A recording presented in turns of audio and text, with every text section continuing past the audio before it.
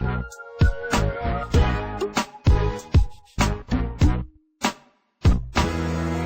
begin today's Sunday rundown at Gillette Stadium as two former conference rivals in the Maine Black Bears and UMass Minutemen faced off in Foxborough on ESPN3.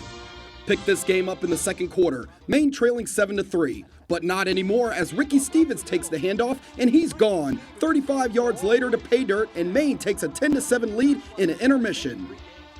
Third quarter, Maine facing a 3rd and 17 as quarterback Marcus Wojciechowski finds tight end Justin Perillo wide open for 31 yards to the UMass 6-yard line. 2 plays later on 3rd and goal, it's Zedrick Joseph taking the handoff and plunging into the end zone for a Maine touchdown as the Black Bears open up their lead to 10. Next drive for the Black Bears, Wojciechowski will get into the act as he goes right up the middle of the UMass defense, breaks a couple of tackles, and he'll take it all the way from 39 yards out. Maine beginning to pull away now with the 24-7 lead. Fourth quarter, UMass looking to rally, trailing by 10, but it's Michael Cole with the big sack as Maine's black hole defense would hold the Minutemen to under 300 yards of total offense, and the Black Bears pick up their second victory of the year and second ever win in their history over an FBS opponent. Maine's 24-14 victory also marks CAA football's second win in as many weeks over an FBS foe. CAA football kicks off its second season partnering with the NBC Sports Network, featuring the Route 1 rivalry between the Delaware Blue Hens and Delaware State on Saturday. Early in the first, quarterback Trent Hurley rolls out and chucks it deep, finding receiver Michael Johnson for the 55-yard scoring strike to give the Blue Hens an early 7-0 lead. Delaware State looking to respond, but the Hornets cough up the football and Jeff Williams is there for the recovery for the Hens.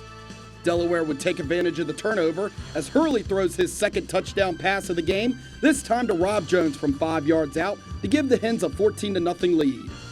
After a Delaware State touchdown, UD would answer right back as Hurley, on fire, finds Jones again, this time for a 33-yard touchdown as the Blue Hens extend their lead back to 14. The Hornets back to punt on their next drive, and this is where it became the Rob Jones show. Just gets it off, almost blocked by Michael Johnson. Here comes Rob Jones on the return. Rob Jones gets a block. Look out. Jones beats the punter. Jones still on his feet. Jones for the touchdown. We pick up the game in the fourth quarter after the two teams exchange scores. Hurley tosses his 4th touchdown pass of the game, this time to Nick Boyle for the 23-yard score to put the game away, and the Blue Hens improved to 2-0 on the season as they once again captured the first state cup with a 42-21 win. The New Hampshire Wildcats kicked off its 2013 season at FBS foe Central Michigan on ESPN3. Midway through the first quarter, Wildcats on the move as R.J. Harris takes the end around, makes a defender miss, and goes untouched into the end zone for the touchdown to give the Wildcats an early 6-0 lead. Second quarter, Central Michigan quarterback Alex Nisnak looking deep over the middle, but is picked off by Keith Parkinson, who makes a diving catch to put the Wildcats in business. UNH would take advantage of the turnover as quarterback Andy Vallis finds Justin Mello in the end zone for the touchdown from 21 yards out, and New Hampshire opens its lead to 13-0. Third quarter, Wildcats up 13-7, Sean Goldrich now in at quarterback. He also finds Mello wide open down the sideline, and UNH is at the CMU 1-yard line.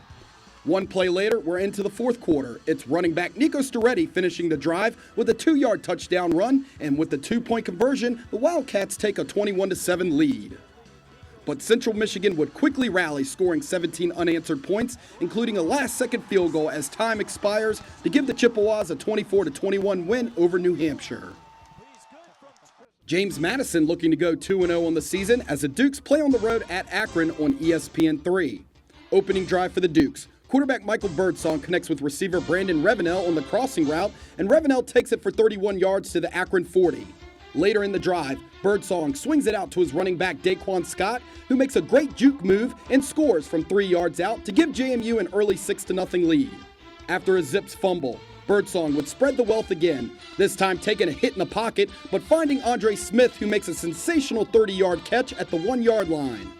Next play, it's Scott, punching it in for the score, and the Dukes take a 13-0 advantage. Pick this game up in the third quarter. Dukes now trailing 21-16 until Birdsong connects with Daniel Brown on a lob pass into the corner for the touchdown. After a successful 2-point conversion, the Dukes are back in business, leading 24-21. fourth quarter, Dukes down by 8. Birdsong eludes the pass rush, buys time, and chucks it down the field, and it's Brown again making the catch for 56 yards inside the Akron 20. One play later, Birdsong completes his third touchdown pass of the night, hitting Dominic Richards, but the Dukes can't convert the 2-point conversion and still trail by 2.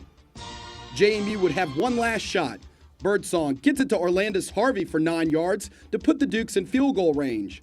But time would expire as they dropped to 1-1 on the season, falling to Akron 35-33. The Richmond Spiders traveled down to Raleigh to take on ACC foe NC State on ESPN3.